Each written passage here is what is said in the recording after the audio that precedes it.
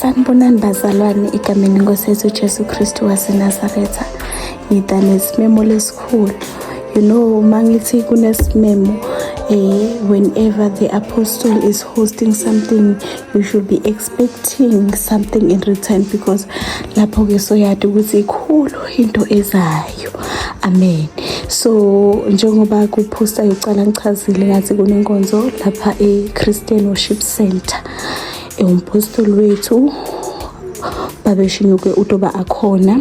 Inkonzo icala this Friday 7 November. Iyocala ngo5:30 iphindze ibe khona mhla ka8 November 2025. Kutobe kunema prayer points. Ma prayer points ngicabanga yabonakala kule post. Amen. Laphezulu lisha emoyeni. Please, you don't want to miss this out, because you know, uma umpostoli athi kuna something, then we are doing kuna something that you should be receiving from the Lord. Come ke bazalwane, ni expect her to receive. Amen.